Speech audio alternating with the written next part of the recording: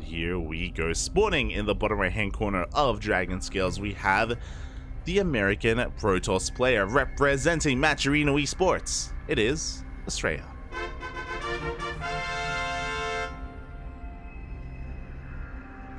And spawning in the top left hand corner of Dragon Scales, we have his opponents. We have the Canadian Zerg player representing Shopify Rebellion. It is Scarlett. Oh, let's go. Scarlett is going to be going for a 14 hatchery. So what's interesting is that the 14 hatch opener has been very common and very popular amongst the Korean Zerg players. Amongst the Koreans, the other foreigners seem to be adopting the 15 hatch a little bit more instead. But yeah, Scarlett, likewise, following suit to the Koreans, is going for 14 hatch. The reason for this, as you can imagine, this has been really trendy, or these early hatcheries have been really trendy over these past couple of months, is to get a faster base to make sure that this probe doesn't block you.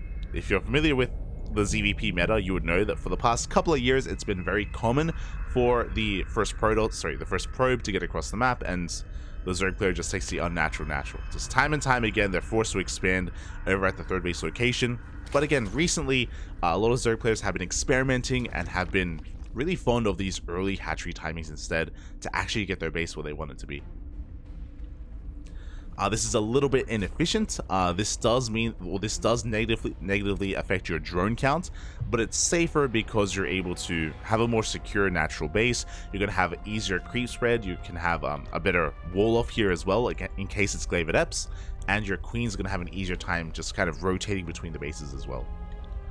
So a little bit less economic, but safer. Meanwhile, across the map, we do have Astrea just going for his gate expand. Nothing too crazy.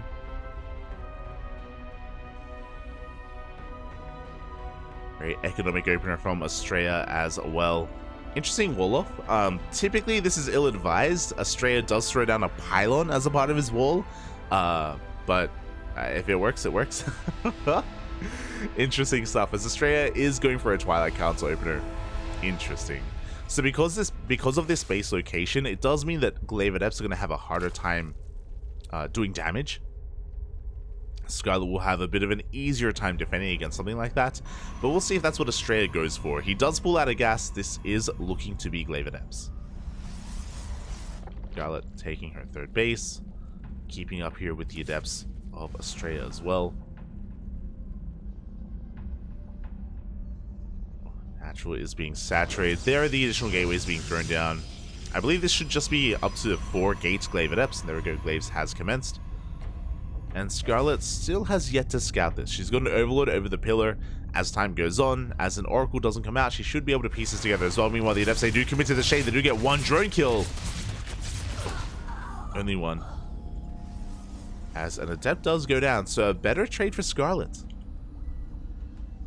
Losing 1 drone for 1 Adept. Meanwhile, 4th gate is on the way. So 4 gate Glaive Adepts isn't all in by any means. It isn't overly committed. You can transition out of this. Ideally, this does damage, sure, but you will be taking a third base behind it.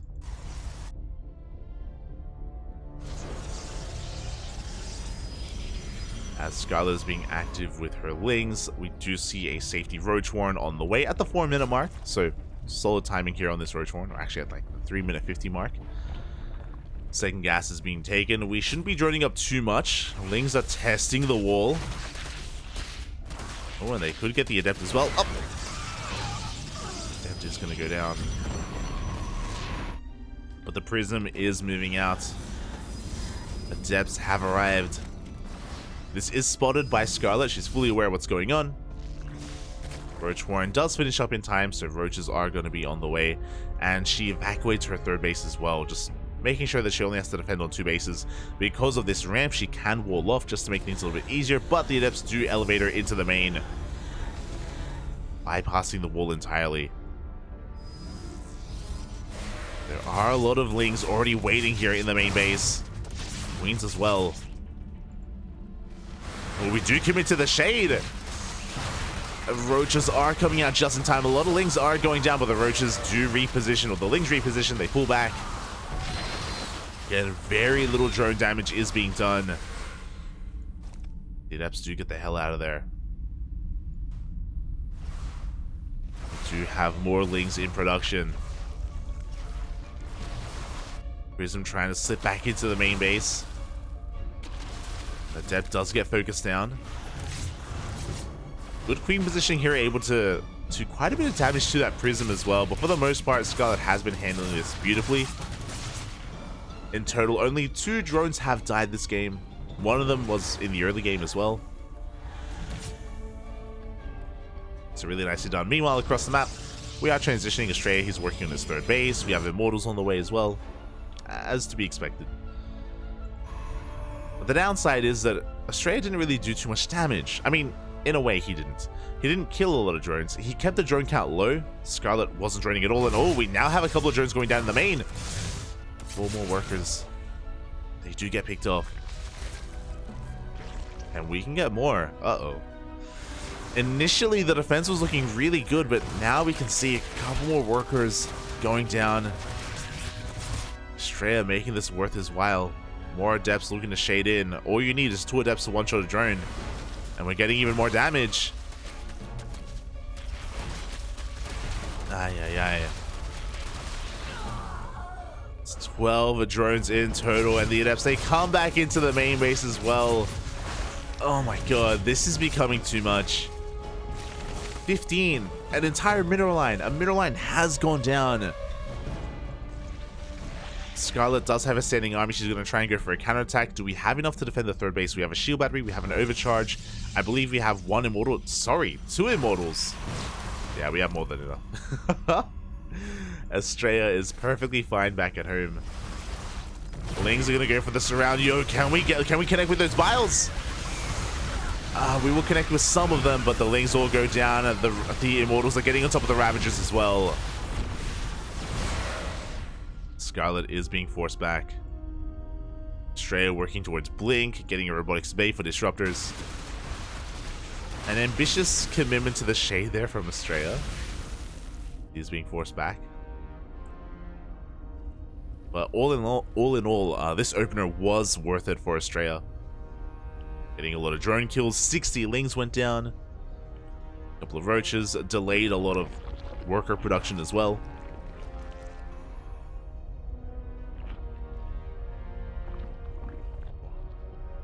And just now the lair is halfway done. Just now the lair is on the way to start working towards Roach speed and Baneling speed. All that good stuff.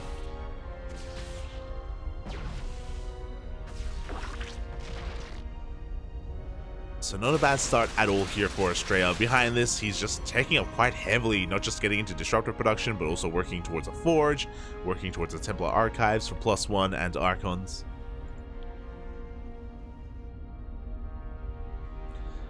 And that Adept harass. Astrea, he's not done. He is not done. Looking for more damage. Prism is spotted. Queens are repositioning. We shouldn't get too much damage done here, as the Adepts try to threaten the main base once again. What's important though is that Astrea is just keeping Scarlett's attention back at home in the main, while this army is just becoming terrifying. 4 Immortals already. We have additional shield batteries. I believe we already have, 2 Disruptors waiting in the main. And the Adepts, they shade into the 3rd base. 5 drones go down, 6 drones even.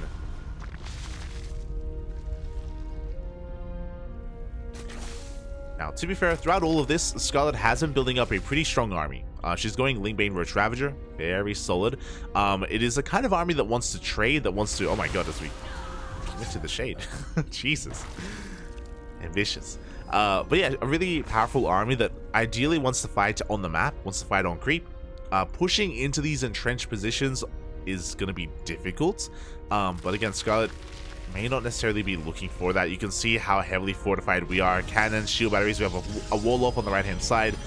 Astrea is going to be pushing out. See if he can avoid the surround. We do have 3 Disruptors with the army. That is dangerous. He's Scarlett getting in position, cutting workers here, getting up to 83 drones, the ideal worker count. And Scarlett is going to be maxed out on Link Main Road Travager. Boy, also because there wasn't a Stargate opener, there are no defensive stasis traps.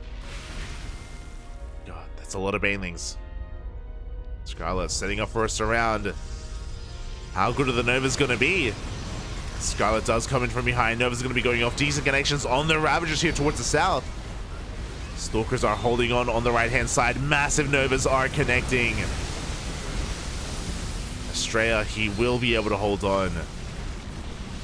Blinks on forward, takes down to the Ravagers as well. GG gets called. And Astrea takes game number 1.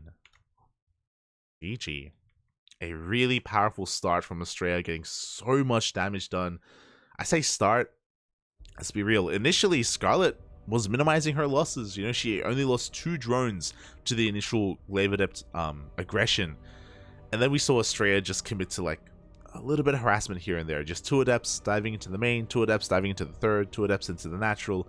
And the damage did add up over time. It just became too much to bear. And towards the end there, Scarlett was pretty committed with her maxed out army. And unfortunately, she didn't trade well enough. We saw that Astrea barely lost anything. I think he lost 1 Disruptor. He did keep all of his Immortals alive. He lost a couple of Gateway units, but a counterattack then and there from Astrea would just win him the game.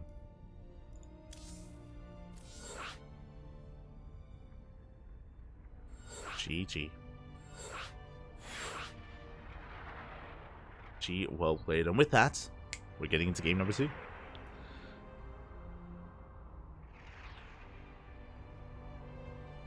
Just fixing the logos. Just fixing the logos.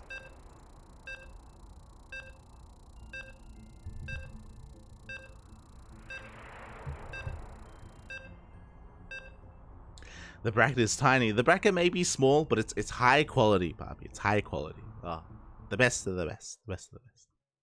Except for Miguelito. Where's Mix? Shaking my head.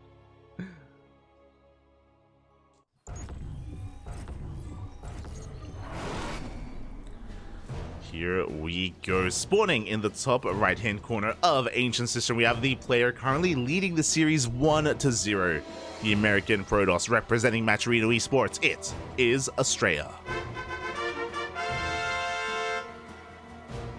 And spawning in the bottom left-hand corner, we have his opponents. We have the Canadian Zerg player representing Shopify Rebellion. It is Scarlett.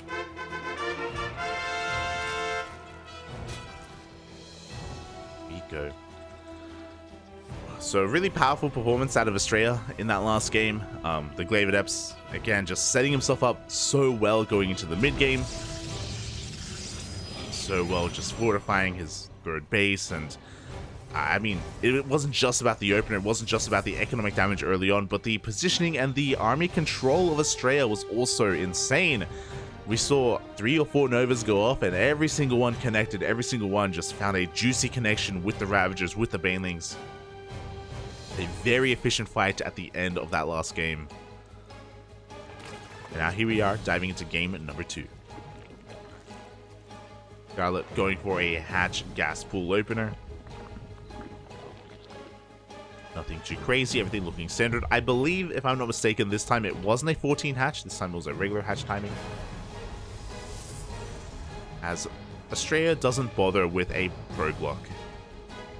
Going for a much later probe scout instead. Going for a cybercore scout. So less concerned with denying the base, more concerned with just scouting overall, making sure that Astrea isn't being all-in. As we do have some pretty economic openers. On a larger map like Ancient Sister, something like a Twilight Council opener makes a little bit less sense. Dragon Scales, Neo-Humanity, even Babylon, these smaller maps, they do kind of facilitate towards going for these Glaive Adept openers. They hit a little bit faster, they hit a little bit harder. On a map like Ancient Cistern, I imagine we're going to be getting a Stargate opener. I imagine.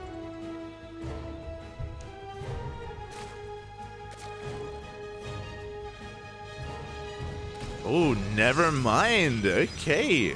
Twilight Council is thrown down. I'm curious.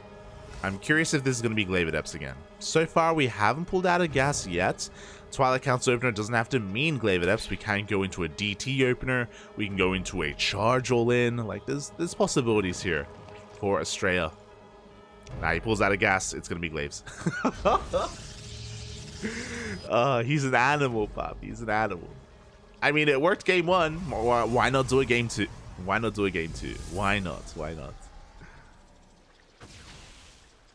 Why fix what isn't broken? As additional gateways are going to be thrown down. There they are. There's Glaives on the way. So this is the exact same opener as game 1. Exact same build. Boy, we'll see how much success Astrea can find with this. If you remember last game, he got 15 drone kills. This time, can he do an even amount? Can he do even greater damage in game 2? I imagine Scarlett is going to be that much more prepared for this mentally. Going for, what, 3-minute 35 Roach Warren pretty early on. Very safe Roach Warren here to make those roaches a little bit faster. Third base is being taken. Oh my god, we pulled back in. We pulled back into gas. So if you saw earlier, there were only 2 and 2, but now there are 3 and 3. The reason for that, this is that much more committed. It is going to be Glaive Adepts, yes, but really that's only step 1. So to be able to afford this, only 3 gateways. Last game it was 4 gate, this time 3 gate Glaives with a Dark Shrine behind it as well. I don't know if you noticed, last game Scarlett, she skipped her spores. Oh, this time she's not. The mind games. Last game she did skip her spores. This time we do have spores on the way. We will have detection available for potential DTs. The Adepts do reveal themselves. Scarlett is keeping up. And hopefully she doesn't cancel. Yeah, spores are going to finish. We do have a spore in the main base as well. The Adepts do shade on in, but there was only 2 drones to kill here at the third base. The Adepts are going to go down. DTs do get warped in, but again, there is detection where it is needed. Flare is on the way. Oof. DTs don't go down. Hot pick up there from Astrea. Does save every one of them. He's going to try and catch some units here in between the bases. Trying to be a little bit cheeky. Up. Has to be very careful behind this. Astrea is expanding. He's going to be delaying any additional warp-ins. The Adepts are racing back home to make sure the third base doesn't get cancelled. And so far, so good. Scarlett, she only loses 2 drones. A much cleaner defense this time. To be fair, a very different opener from Astrea. Like, it was a little bit less, that's or a bit of a different preparation that or defense that Scarlett had to go for. We've got roaches in the main, we've got queens here at the third base. Lings are going for a counterattack. There are plenty of Adepts back at home, so Astrea should be okay, but that's a lot of Lings. Up! And that is not the best positioning for those Adepts. Oh, we do get a surround on 2 of them. But the shield battery finishes up just in time. Now the pressure is on Astrea. He needs to do some damage with these Archons. One of them almost goes down. Oh god! Transfuses are on point. Scarlett doesn't lose anything in the main.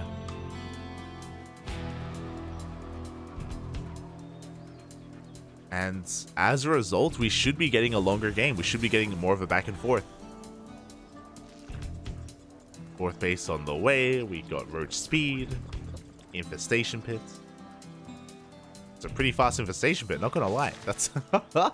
Hold up. I am intrigued. So I imagine this is going to be for a fast hive, which would make sense. I mean, Astrea, he's going to be getting into fast disruptors. I say fast disruptors. He's going to be getting into disruptors. And we saw that that was what kind of really solidified his victory in game number 1. Rushing into hive tech for Vipers does make sense.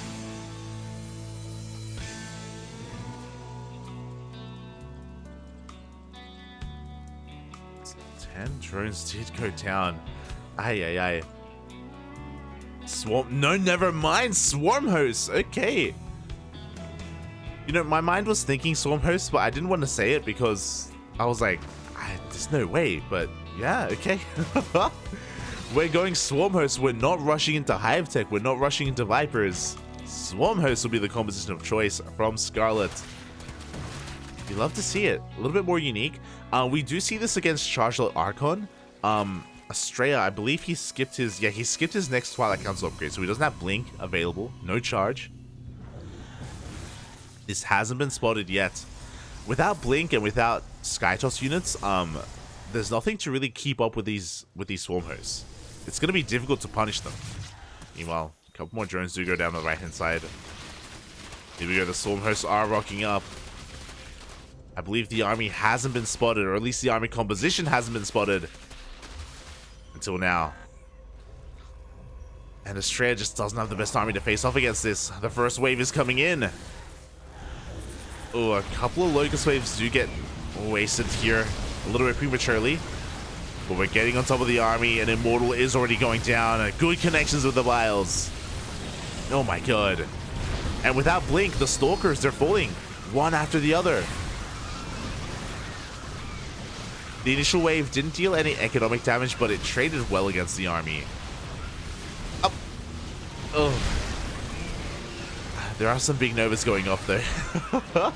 we have to take care of the Roach Ravager. Ay ay ay. As the Swarm Hosts are being pushed back again, there is no Blink, so they're going to be able to waddle away. Swarm Hosts are safe and sound. Oh, Locust Wave even going to be threatening that Nexus as well. Can it go down? Up! It just barely will. The DPS from the Locust Waves are insane. Trading well against the army. Getting a Nexus. Third wave is about to be upon us. Behind this, it looks like Scarlett is getting ready to transition into Lurkers. We have a Hydra Den on the way. +2 as well.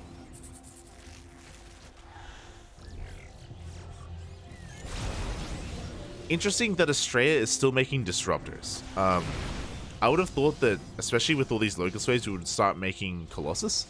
But no, we're not stopping. Blink is on the way as well, to be fair. That will help with chasing down these Swarm Hosts. But again, we're done with Swarm Hosts. Like, this is kind of the power of Zerg as up. Nova's going to be going up. The Disruptors are exposed. Oh my god. 2 Disruptors do go down. But I appreciate that Scarlett isn't committed to this kind of army composition. She made a wave of Swarm Hosts and that's it. Forces to cancel on the base. Like, she's being really flexible with how she maneuvers her army, and going into Lurkers like this I think is really smart.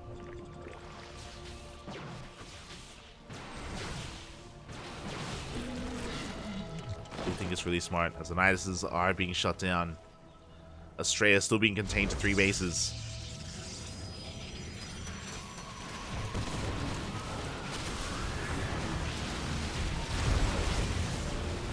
Decent Novas are going to be going off. Because Astrea is continuing Disruptor production specifically, he won't have a bad army against Lurkers. Oh. Game paused. As we are getting a bit of a pause here.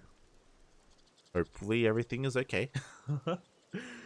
If there's some latency going on, then I imagine both players will be experiencing it.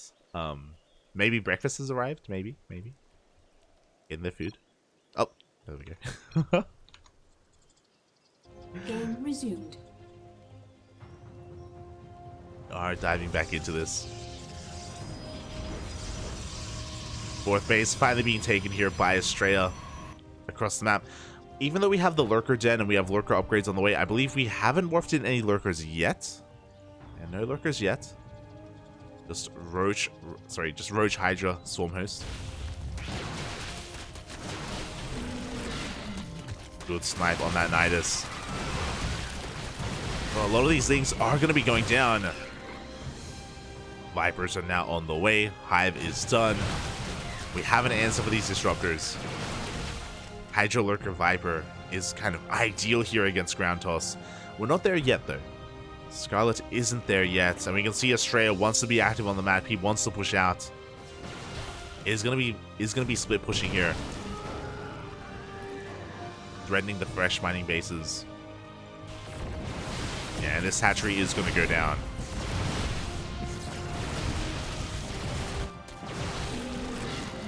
Nidus gets caught out.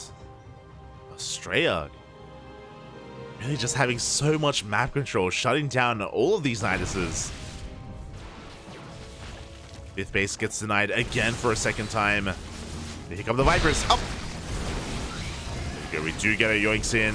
2, 3 disruptors are going to go down. Just barely 3. Spine Forest holding on the left-hand side. Nidus finishes. Oh, this is dangerous, but okay, Scarlett, she's going to come back in.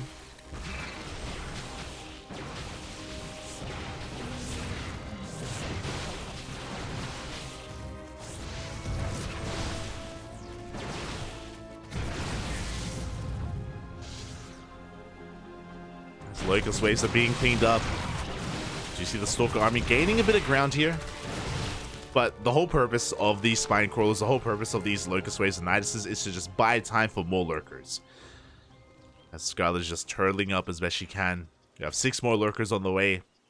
Astrea correctly identifying, hold up, if you're being this defensive, I should take advantage of that. And Astrea is taking into Skytoss. We have 3 Stargates on the way and a Fleet Beacon. For the yoinks map. Oh, the Disruptor goes down. Oh, the Stalkers are gaining ground here on the left-hand side. They take down the Lurkers. They take down the Spine Crawlers.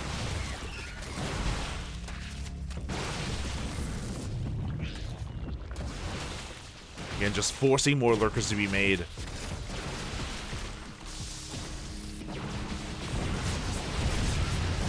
Novas are going up once again. Good yoinks from Scarlett. Both Novas are denied.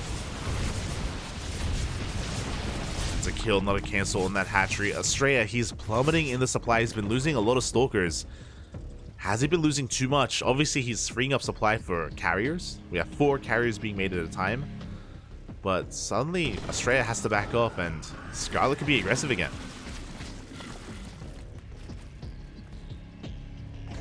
Scarlett can be active. Massive Locust Wave headed towards the 3rd base of Astrea. Ooh. Some of those Stormhosts, though, they do get up, they do get triggered prematurely, once again.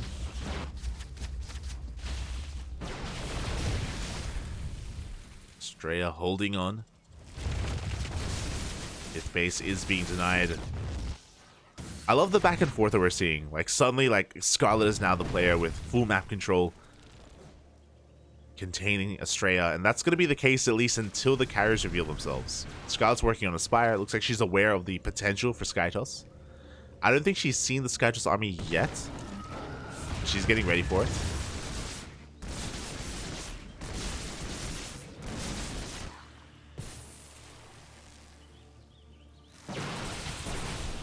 Wave diving on the army. A lot of Stalkers are going down. Oh my god!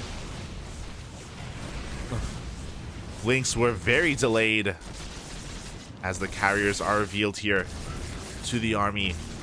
Oof. Big Novas will go off. And there we go. Scarlett throws down a 2nd Spire. Starts Corruptors. It's getting ready for the late game.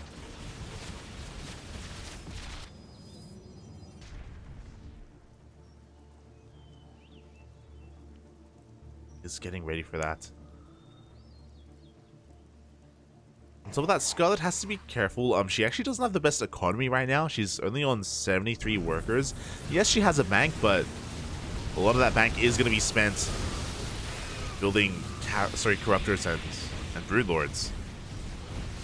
A lot of probes are going down to the Locust Wave. 11 probes. I guess it's okay to be on a bit of a lower worker count when you're harassing this much and dealing this much damage. Astrea being spread thin. Scarlett rotating around towards the left-hand side. Astrea doesn't see this. Okay, there we go. He does spot the Hydras. He's not going to be able to hold on to the space.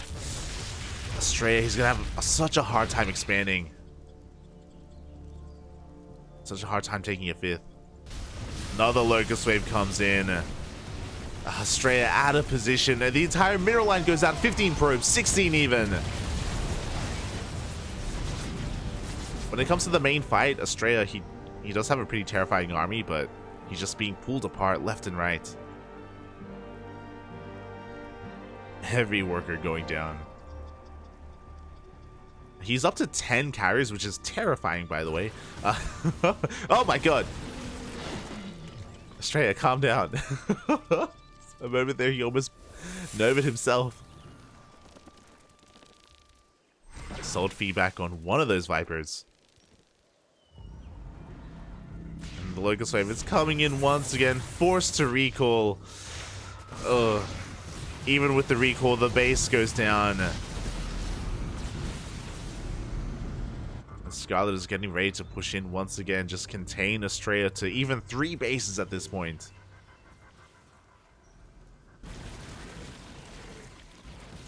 Finally, the Nidus is going to go down.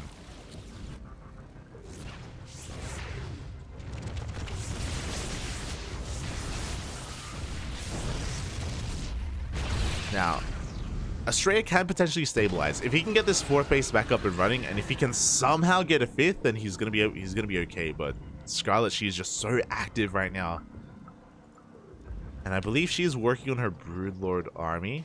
Yeah, there we go. The Corruptors are banking up back at home, just waiting for those upgrades to kick in. Waiting for those flyer attack and flyer carapace. Base is getting knocked down one after the other. I appreciate that Scarlett is keeping the Corruptor army hidden for so long. Now we're diving on forward. We're looking for some stray carriers. Without the Archons, then these carriers, they are all going to go down. There we go. We catch a group of carriers. 1, 2. Can we get... Oh my god. Oh! We barely get 3 carriers towards the end, just before the Archons show up. Good pickoffs from Scarlett. Gonna be able to remax, rebuild. Ultra Cavern on the way. 2-2.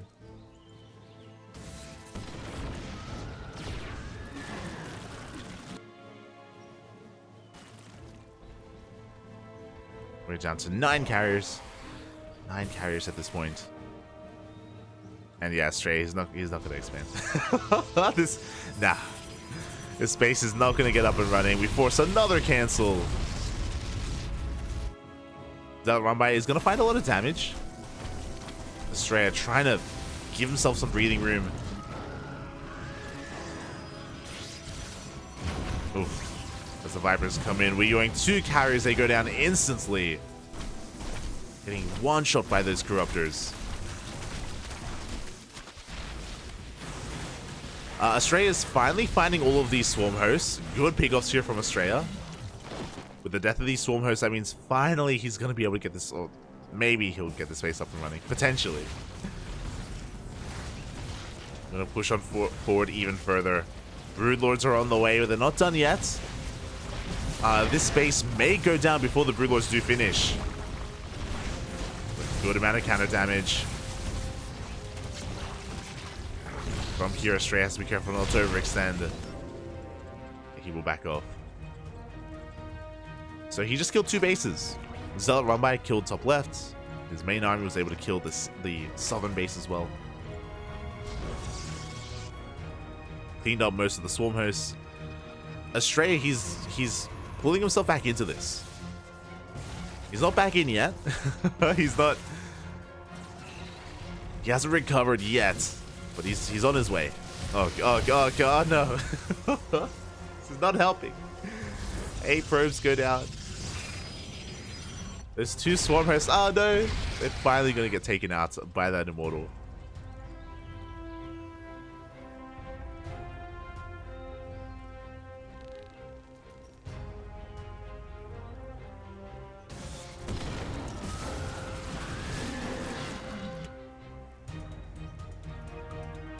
Astrea doing everything he can right now. Bases are being retaken. Scarlett double expanding. Now she has her Broodlords working on 3-3. Dude, I imagine.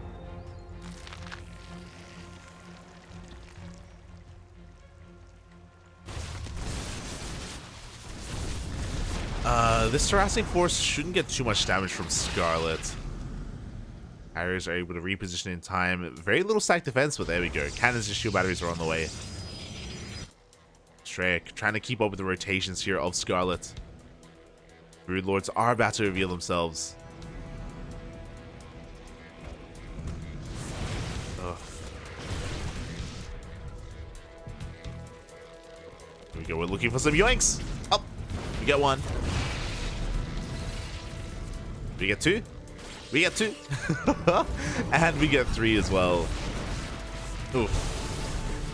3 carriers. Basically for free. Do go down. We only have 4 carriers left, and as much as Astrea has been fighting back, as much as he was trying to pull himself back into this game, I think it's just a little bit too much at this point. Third base will go down. Astrea has been contained to 3 bases, to 4 bases even, for far too long. A lot of these Broodlords are being caught out, but the Corruptors are here to punish it. They are here to protect the Broodlords.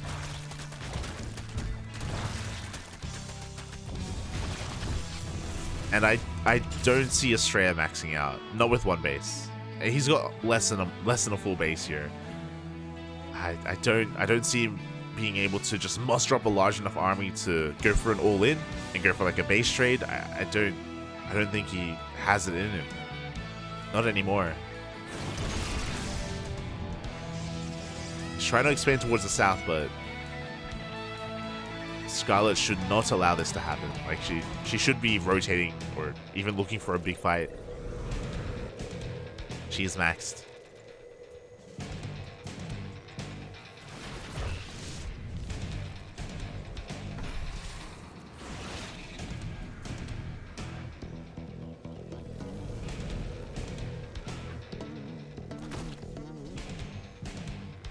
Now, if Astrea can get this base,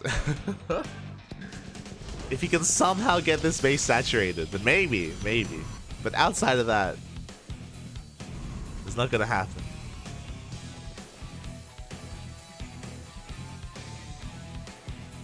Well, Scarlett hasn't actually scattered this yet. Looks like she was expecting Astrea to reclaim the triangular third.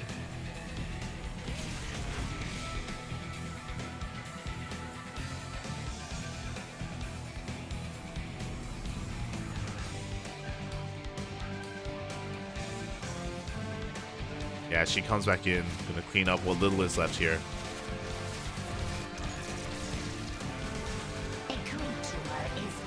And she goes for the fight instead, gets 4 or 5 yoinks off. And only 1 carrier will survive. Only 1 carrier is left. And that's it. GG gets called. Scarlett will take game number 2, tying up the series 1-1. GG. Making great use of Swarm Hosts. You don't get to see it too often. You don't get to see Swarm Hosts too often anymore in current meta. So really cool to see Scarlett just excelling with them here in game 2. Pulling Astrea apart left and right. It's crazy. They got so much value over time, whether it was denying bases, killing workers, trading with the army. Specifically that game, Astrea did delay Blink, and he delayed his Twilight Council upgrades after Glaives, of course, in favor of Disruptors, and he was punished quite hard for it. Punished very hard.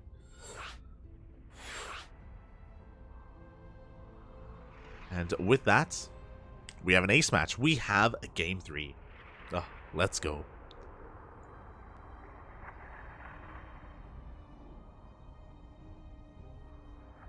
Wow. Hello, no clone, hello. ¿Qué tal, Rowbags? ¿Qué tal, cómo estás?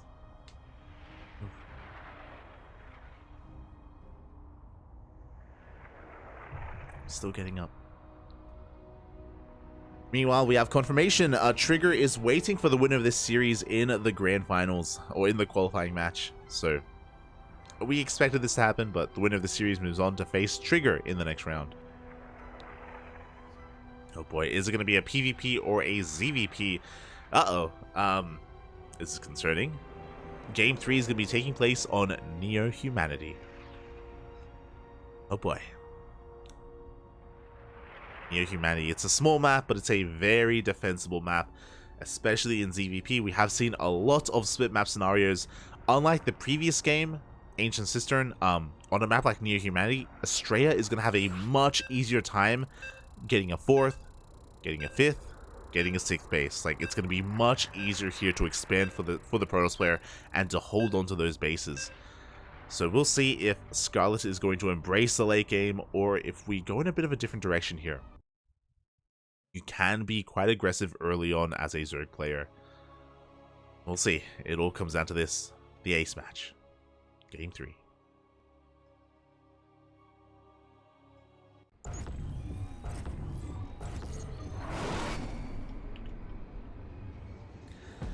And here we go. Spawning in the top left-hand corner of Neo-Humanity, we have the American Protoss player representing Matcherino Esports. It is Astrea. And spawning in the bottom right-hand corner, we have his opponent. We have the Canadian Zerg player representing Shopify Rebellion. It is Scarlett. Here we go. So again, just because of the features of this map, because of the layout, because of all these choke points, because of all the ramps as well, even the towers that you can knock down in the center of the map, and because of how close all these bases are to each other, we have seen a lot of turtle play, or like really defensive play here on this map, whether it's from Terran players or Protoss players as well. So because of that, this can go into the late game. But before we get that far, before we head towards 4 bases and 5 bases, because of the short rush distance by ground, we have seen players like Scarlett actually go for some really interesting styles. I think the last time we casted Scarlett versus Trigger, they played on Neo-Humanity, and Scarlett actually rushed into Hive Tech. I think, if I remember correctly, I think she went Mass Ling Bane into Ultras, and she was able to break and kill Trigger before he could get into like a maxed out late game Skytoss army. I want to believe, I think it was either Lingbane into Ultra or Lingbane into Lurkers. These fast Hive styles were a little bit trendy maybe a month ago, maybe 2 months ago. I'm curious if Scarlett is still prone to doing that. Really am curious. And so now, it is going to be a gate expand from Astrea. Nothing too crazy. The other thing that was a little bit popular for a while at the start of the year were queen pushes, Roach Queen all-ins, where you just create a creep highway going through the center of the map. You do just push through the center, breaking down these rooks, and pushing straight into the 3rd base of the Protoss player, either killing them or dying trying. And players like Raynor, Cyril, Dark, they were very fond of it for quite some time, especially taking the center base. Speaking of, Scarlett is going to be sending a couple of drones out here, and she will go for the regular triangular 3rd. She won't take the center base. Of course, this center base usually means it will be like the beginnings of a Roach all-in, just because you get access to the Rich Festing Gas Geyser, and this is a launch pad for your creep to spread across the map. But alas, the center base won't be taken. Much more standard 3rd instead.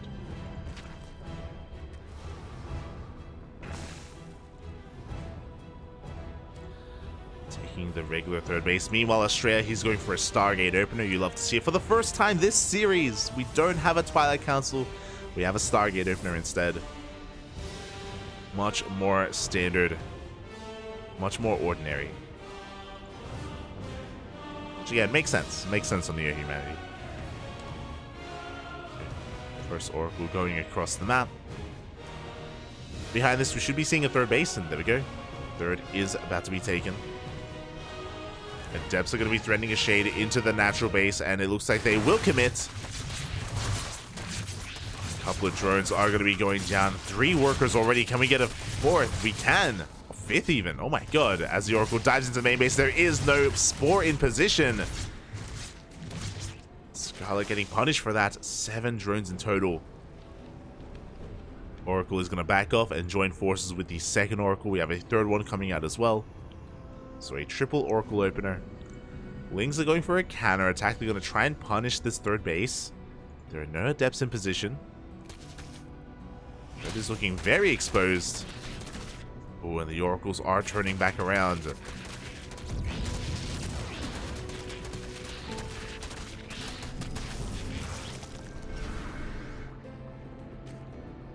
Go. The third Oracle was able to clean up those Lings. The other two looking for a way in. But the Spore is about to finish up. Queens are here as well. So they shouldn't do too much damage. Oh. Okay, 2 drones before being swatted away.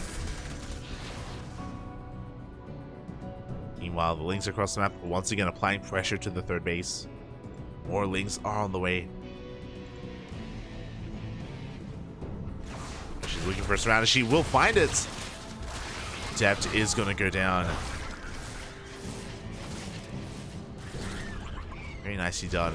Behind this we have 10 more Lings. Sorry, 16 more Lings on the way for Scarlett. So she wants to keep the pressure up at this third base. Oracles are still being active. Keep that in mind. As we do get another 3 drones. Ooh, and we get eyes on the third base as well. Sorry, 4th base. 5th base with double expanding. My god. And with these expansions, by the way, it looks like Scarlett is going for that mass Ling style that we were talking about. There is no Roach Warren. Lings, they dive on 4. They take down the Stalkers. And good value here. So this is a style that obviously Scarlett's doing here. Dark does this as well. Especially on some of the larger maps like Ancient Cistern. The goal here is that with the constant Ling aggression, you're keeping the Protoss player at home. You're keeping Astrea stuck back at home instead. He can't really be active on the map. He can't be aggressive at all. And this buys enough time. This gives the Zerg player enough breathing room to eventually get into droning. Like, all these Lings have been slowing down the drone production of Scarlett, but that's something she's now going to be working on. And now she can tech further, going into Hydras. Potentially going into Lurkers. Meanwhile, a massive shout out to Chicken Man in the chat. Oh my god, thank you so much for the raid. Gracias, papi, gracias. Hope you had a great time casting NA Apprentice. I did notice that you were casting NA Apprentice. Hope you had some great games. Hope you had a great cast. Meanwhile, we are here with the NA qualifiers of the Masters Coliseum. We do see Astrea trying to set up a proxy pylon, but no, the Queens have arrived. The Stalkers are having a hard time engaging. Oof. Lings are coming in to reinforce. Lings are being forced back, but the pylon goes down. Won't be able to reinforce, not on the front lines. But Astrea's not stopping. He is up to 8 gateways. Oh my god. He is looking to go for an 8-gate all-in off of 3 bases. I don't see this too often on this map. Okay, there we go. He's going for a 4th base behind the army. But a mass gateway army, that's what he's going to be working with. Stalkers, charge lots. Don't care about no Colossus, no Mortals. Hydras are on the way. Stasis Trap's going to be going off. Not the best stasis. Most of the Lings do avoid it. Oracle goes down, and Astrea is being forced off of creep. Oh, we're bleeding out a lot of Lings. Oof, a lot of Lings are going down. The Hydras are exposed. They're getting picked off one after the other. Good target firing out of Astrea, taking down as many of the Hydras as he can. With these Ling reinforcements, Scarlett should be able to hold on. But the problem is that she, again, doesn't have the best economy behind this. Doesn't have the best worker count. What I'm getting at is that losing these Hydras, they're expensive losses. Not the easiest unit to replace.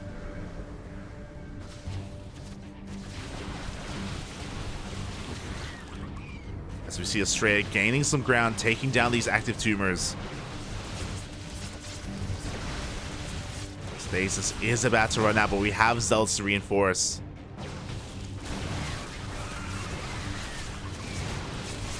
Oof. And once again, there are no Lings. Once again, Hydras are falling.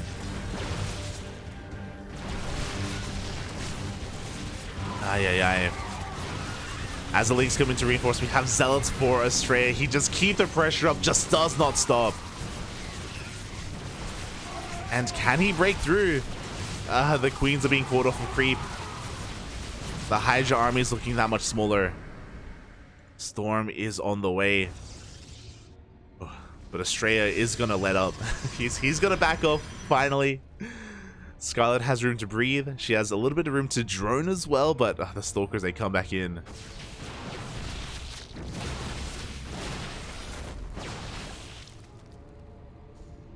And Storm is going to be insane.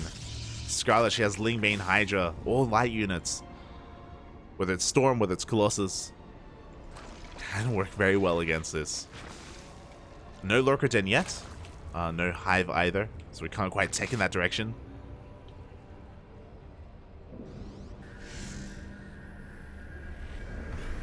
Astrea just, getting this 4th base up and running. Ahead economically. Has a higher worker count. Has better mining.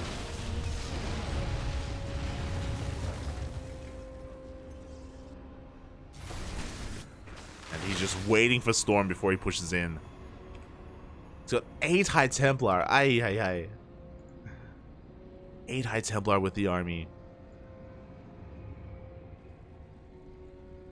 And interestingly enough, Scarlett is actually not droning. She's making the choice here to stay on 3-way saturation, stay on 67 workers. Oh, good. Takes a big stasis to the face. But instead she's going for a super maxed army. A lot of Lings, a lot of Hydras, a lot of Banelings. Unfortunately, this means that if a fight goes poorly, if she takes a bad engagement, then things can snowball out of control. She won't have a bank to really remax and to sustain a loss like that. As we're just now droning. There we go, 11 more workers on the way. You can see Scarlett getting ready for a counterattack. Astrea sees ahead of time.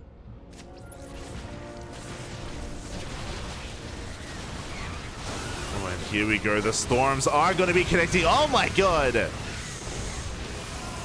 Massive storms on the army. We do see the Hydras pushing on through, but the defensive position is just too strong for Astrea.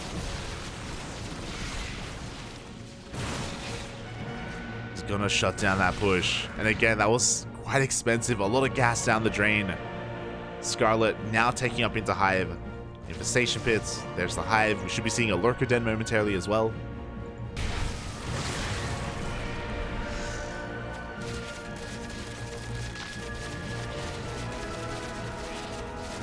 But Astrea's already got his 5th base up. Astrea, even in bases, ahead in workers. Has to rebuild a lot of those High Templar. The High Templar did go down earlier. They were forced to morph into Archons. Interesting, Scarlett, she's actually not going for the she's not going for the Lurker Den. She's going for a Spire instead. Okay, interesting. I mean, Astrea is getting ready for Skytoss, to be fair. He may not even need it. We do have +1 air attack on the way, but we don't have a fleet beacon yet. No fleet beacon, no second Stargate. So Astrea, he's thinking about the transition into Skytoss, but he's not really committing to it yet. He's not going for it. We can see the power of Neo-Humanity. Like, it is so much easier to defend on this map compared to Ancient Cistern. We're fully walling off here. We're on 5 bases. The bases themselves are just closer together, more consolidated. And there it is, Fleet Beacon and a second Stargate. Scarlett is going for a massive Baneling run by. There are no more stasis traps, no storms. The Banelings don't find the connections that they're looking for though. She may be able to take down the base. Not quite. Gets a lot of stack defense, but not much else. At the same time, Zealot Runby takes down the 6th hatchery of Scarlett. The Natural is under threat as well. Astrea is now maxed. And Scarlett is still trying to catch up.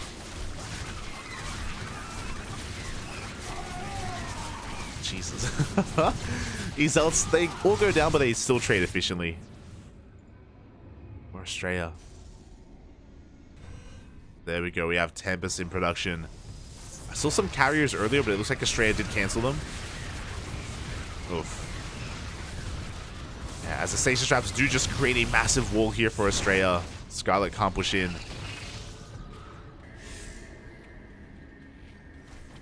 was just quickly double checking in. Yeah, Astrea, he's going straight for the Tempest. Did cancel those carriers.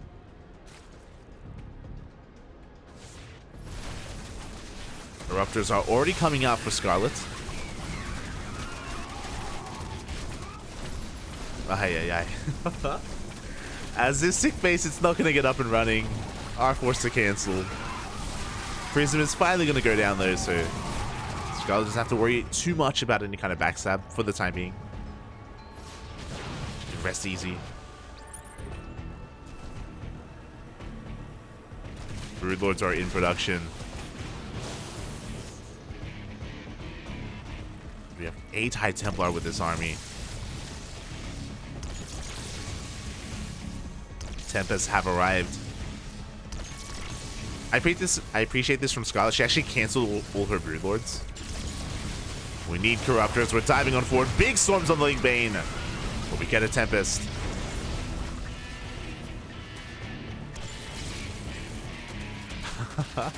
This Nexus was a little bit ambitious from Astrea. It's going to go down.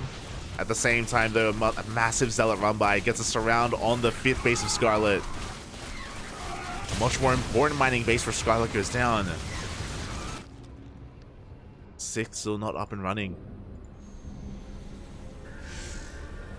Astrea, he's just been achieving so much more with these Zealot run-bys. Every time, taking down a base. Speaking of, we're coming in again. Another Zealot run-by towards the 6th base of Scarlett. Yeah, we're gonna get a kill. Just time and time again, bases are denied.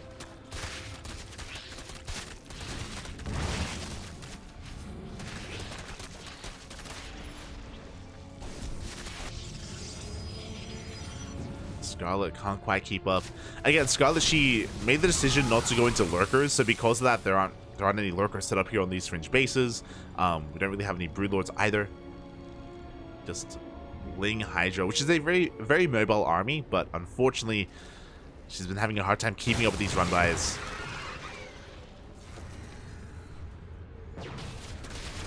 Ultra Cavern is on the way.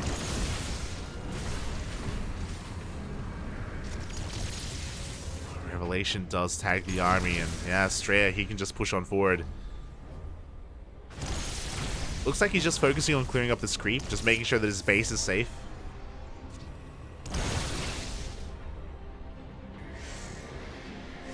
From here, he can also deny this hatchery again. But we can see Astrea's a bit out of position. Scarlett is going for a massive counterattack. Shield batteries are going to be going down. Astrea not too far behind. Stasis traps buying him enough time to reposition. Oh.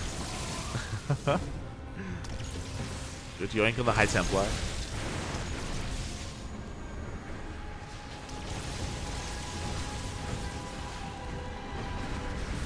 And Scarlett has been able to expand here on the right-hand side. But thankfully, she should be able to get another base up and running.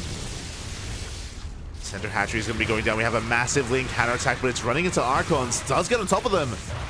Not quite. Gets 2 Archons and a couple of High Templar for 97 Lings. Ay. Hatchery does go down. We have 5 Ultras on the way, which they take the role of the Broodlord, or the Lurker, essentially.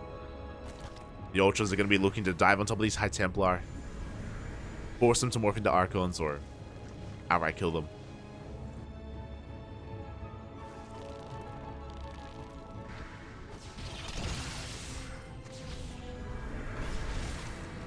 And yeah, because Astrea's been hyper-focused here on the left-hand side, Scarlett, she gets away with her 6th base. She's taking a 7th base as well on the right-hand side. So far, just unnoticed, untouched by Astrea. It does feel like he's tunnel visioning a little bit too much here. Scarlett is still in this. Now with these fresh mining bases, the Ultras do reveal themselves. They take a couple of storms to the face, but they can take it. They do bust on through. And they don't get any economic damage done, but they do take down High Templar and Archons. Well, it looks like this is forcing Astrea to rotate over towards the right-hand side, though, and he may come across these bases.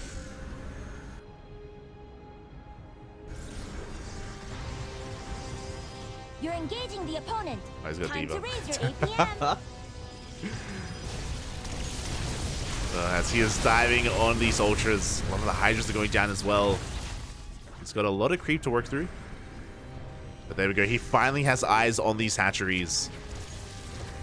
He's finally aware of what's been going on.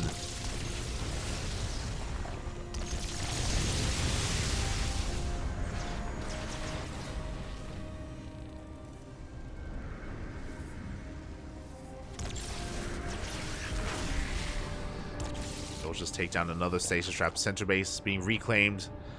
Uh-oh. This time it's not a Zealot run by. We have a bit of a kitchen sink. We've got Archons, Immortals, Storm, High Templar.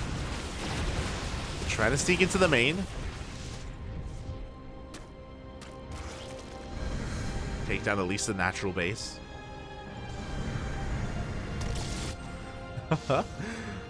Really cute move out of Astrea.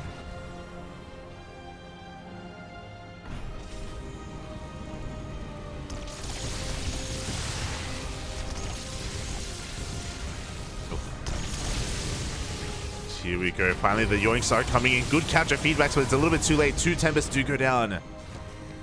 That is all the energy we had on these Vipers. Now Astrea can push on through. We've got 2 Robos on the way, so it looks like he's going to be incorporating a couple of Immortals. The Immortals will help against the Ultras. He's not just going pure Sky Toss. Scarlett is being zoned away, and yeah, this hatchery is looking very exposed.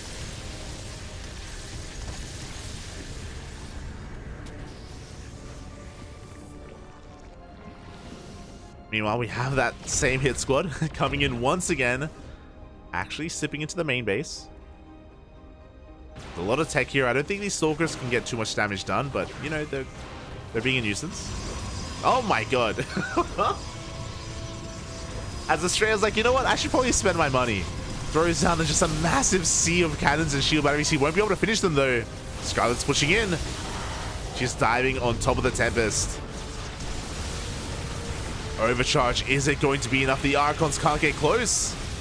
And Scarlett, she's going to be able to take down every single unit in the sky. She has too much. You see Astrea trying to spend his bank, trying to go for the warp-ins.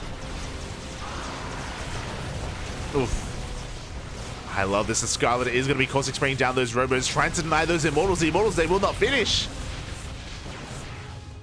One Robo does barely survive. Behind this, we're going Mass Void Ray. 5 Void Rays in production. We're done with the Tempest. Uh-oh. Scarlett is making 10 Ultras. This is dangerous. Against Mass Void Ray? Do we have any Vipers left? Looking at the units tab, no, we don't have any Vipers. This is dangerous. So that means we won't have any parasitic bombs. We won't be able to have a really consistent way to deal with those Void Rays. I guess Fungals, that's what we're gonna have to rely on. Meanwhile, the bottom left-hand base is gonna be going down. The Void Rays are gonna take down the top right at the same time. The Blink Stalkers, they're pushing on forward. Focusing down whatever Ultras they can. Good Fungals. They do lock down those Stalkers. But that was an efficient trade for Astrea. He takes down almost every Ultra. And the Void Rays, they don't just get one base, they get a second base as well. They recall back home. Scarlett, she spent her bank making Ultras. We have 5 more Ultras on the way. I don't think this is the right call, I'll be honest.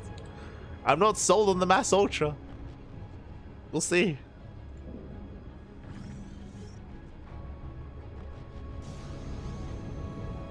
Meanwhile, Astrea making more Tempests, making more Void Rays. Scarlett does have some anti-air. She has, I think, 16 corruptors. I don't think that's going to be enough. Depends. If we have good fungals, if we have some good fungals incorporated, then maybe.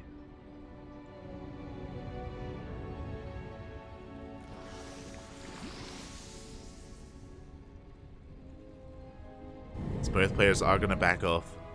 Astrea just waiting for his Tempest to join his army. Even trying to take one of Scarlett's bases. Astrea. Won't be able to get it. He has to wait a little bit longer as well. These High Templar are still gathering energy for Storm. They still need a little bit more time. Speaking of, the Ultras, they do reveal themselves. They're going for that bottom left-hand base. Astrea is responding. Does he get caught out? Up, the fungals. Up. It's the corruptors that are getting caught out instead. You have to be careful. Zealot Rabbi is going to take down the top base. The Ultras are going to respond. I believe we do have Neural. Yeah, we have Neural. Of course, Neurals can change things as well. Can change things.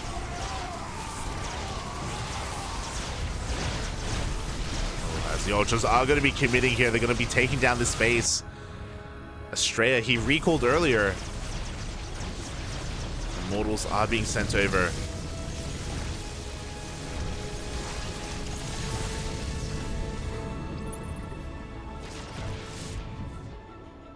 Okay, we've worked up towards 23 Corruptors. So that's a lot more Corruptors. 23 Corruptors, of course, a lot of Infestors.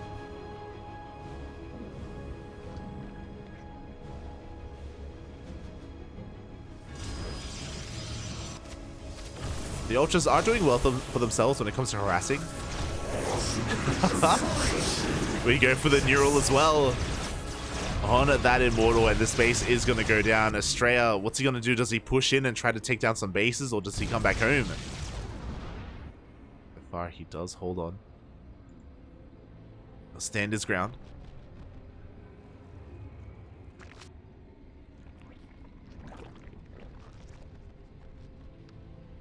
Interesting. So the Infestors are with the Ultras. The Corruptors are on their own for the time being. I do think that these bases are looking a little bit vulnerable. Astrea also, he's not too far away from taking control of the main base of Scarlett as well, which is dangerous.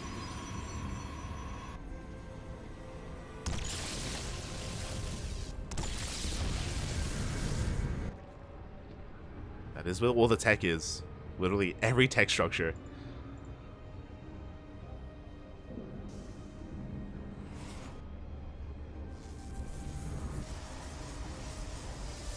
So yeah, Astrea just focusing on defending this northern, or his natural. Getting ready to push into the main.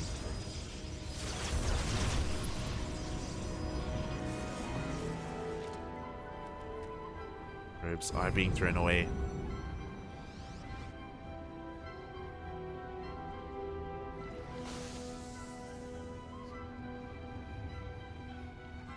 And both players, they have some decent banks to work with. Especially because Scarlett finally gets top right up and running.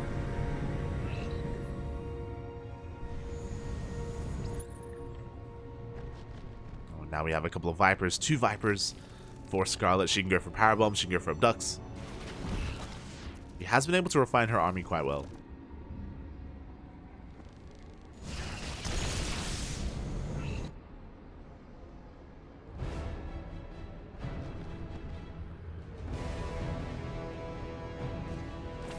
We got the one lone Zealot in the main. He's got a lot of work to do. Let's go. The Ultras, they push through the center of the map instead. We do have some solid Neurals onto those Archons. So the base is going to fall. We do force the overcharge, and the entire Skytoss army has to respect this, has to respond.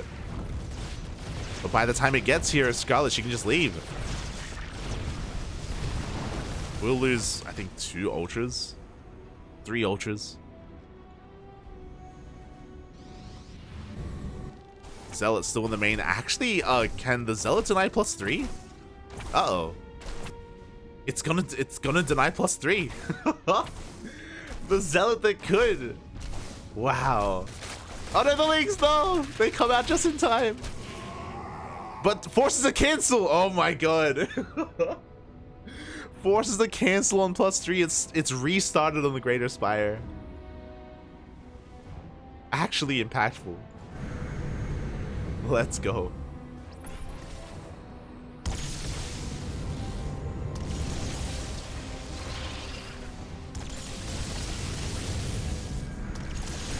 Astrea's pushing on forward, repositioning here over towards the north. Does bleed out a couple of units. A few of those abducts were used.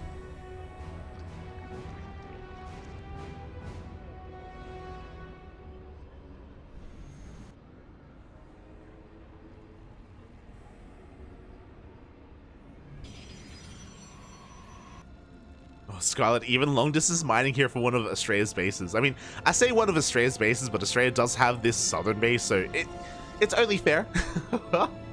It's only fair that they kind of trade bases here.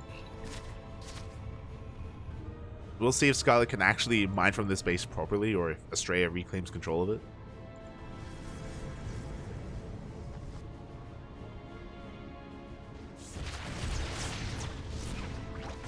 Oof. Fungal is gonna connect. Let's lose an infestor.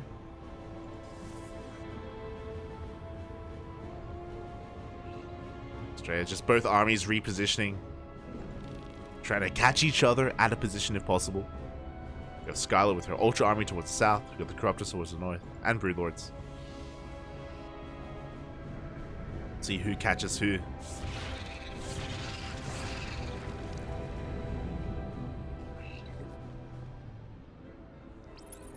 There we go. 3-3 is on the way.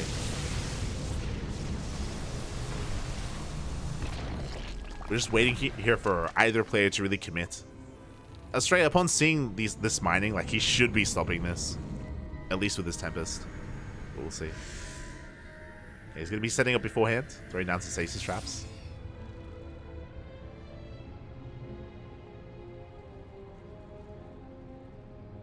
Blink on the way for his DTs.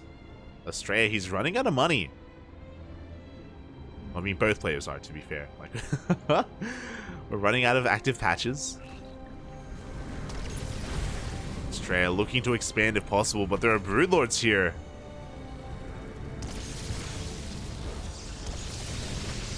Yeah, we got some work to do before we can take that base. Probes are being sent out. It's freeing up supply.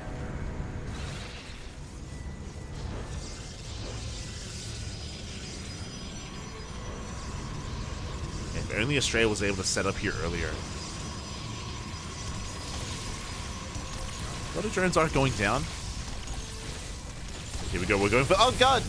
We were going for the yoinks, but the feedbacks. Astrea shuts down both Vipers. With both Vipers going down, he has a lot more freedom here. Yeah, he can take down every single one of these drones. He can take down some of these Broodlords as well.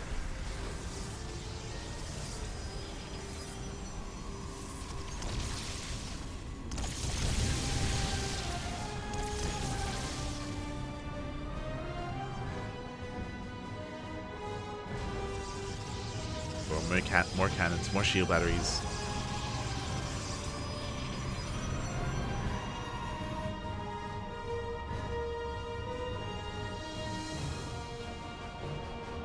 Scarlett trying to set up her own run by, but Astrea does leave Immortals back at home to defend.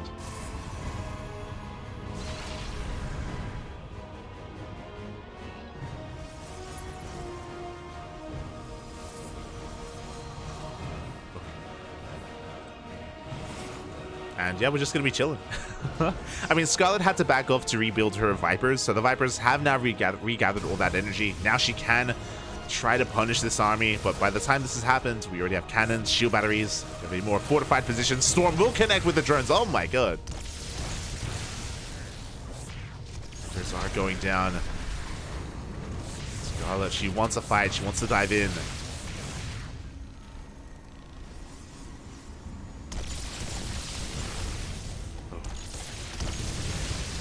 Tempest, they're getting so much value.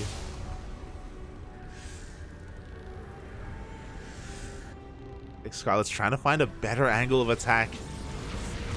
Here we go. She's going to try to collapse on this army, sending everything in. She's getting caught up on the Sim City, though. Yeah, the Ultras, they cannot bust on through. Corruptors can't engage either. At least the base will go down.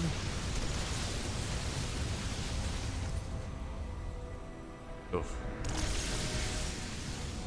In the middle of that fight, Scarlett did lose a Viper. Didn't lose too much else, surprisingly. I assumed that more would go down, but one Viper, one Corruptor.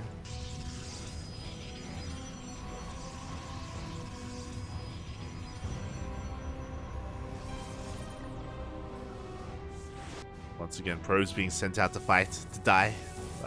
Feels probe, man. Likewise, we have more drones here, also being sent out. Again, at this point, we don't really need workers. As long as we're fully saturated, that's all that matters.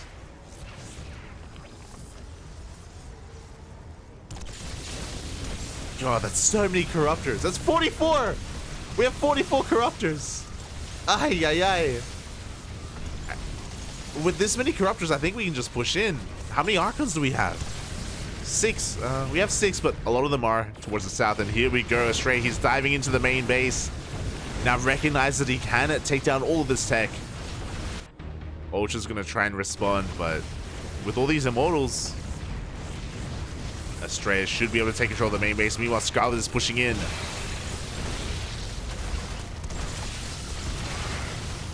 Broodlords do get picked off. Hive does go down. Now Scarlett at least finished her upgrade. She does have 3-3. Just once again looking for an opening. And here we go. We are going to commit. We do have some solid feedbacks on at least the Infestors. We recall. It was a bit of a panic recall there out of Astrea. He is going to lose everything. Every single Void Ray is going to go down. Only the Immortals survive. Two Void Rays just do make it out though. I'm pretty sure Astrea was trying to recall this army. He was trying to recall the Archons back home, but did mess up. But now we can just warp in Stalkers. And now Scarlett is stuck with 44 Corruptors. Down to 25. You know, the army across the map still standing strong. Scarlett does take out this Nexus at least. And still has plenty of Broodlords. Without Tempest, we can't really fight against these Broodlords. So Scarlett is gaining ground. Meanwhile, across the map, Astrea pushing on forward. Oh, he's going to catch a lot of these Ultras. Oh, they do get 2 High Templar. Not a bad trade, but that was pretty expensive.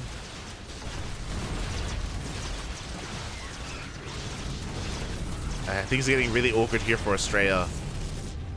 The Broodlords are just zoning him away. We just recalled as well, so we can't like evacuate the main army to another base.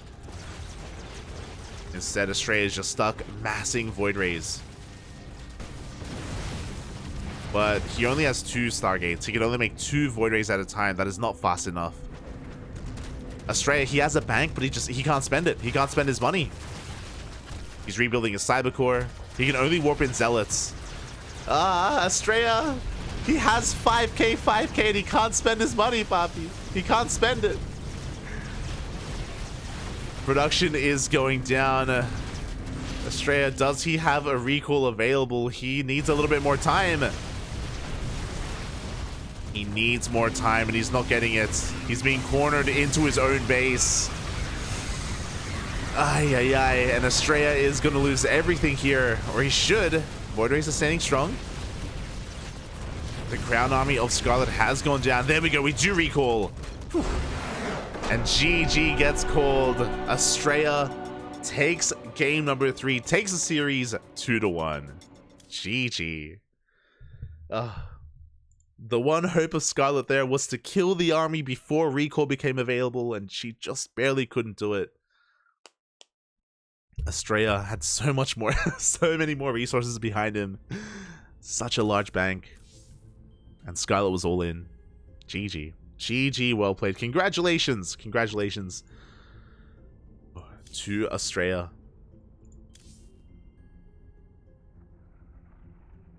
Oh. And with that, Scarlett is eliminated from the qualifier. She's eliminated from the tournament. And Astrea advances on to a qualifying match. GG. GG, well played.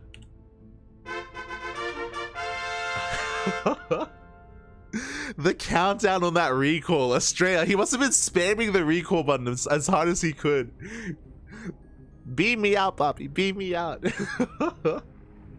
Did get out in the end. Did get out in the end.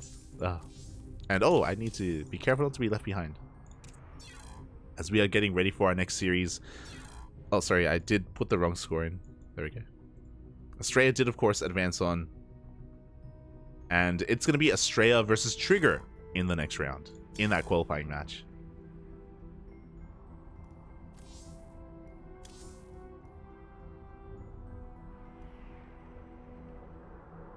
As we head on over to the American server. Yeah, nothing. She did have nothing left. That's what I mean. That's what I mean. Where like the goal there, the win condition for Scarlett was to kill the army. And if she couldn't kill the army, then there was nothing else to do.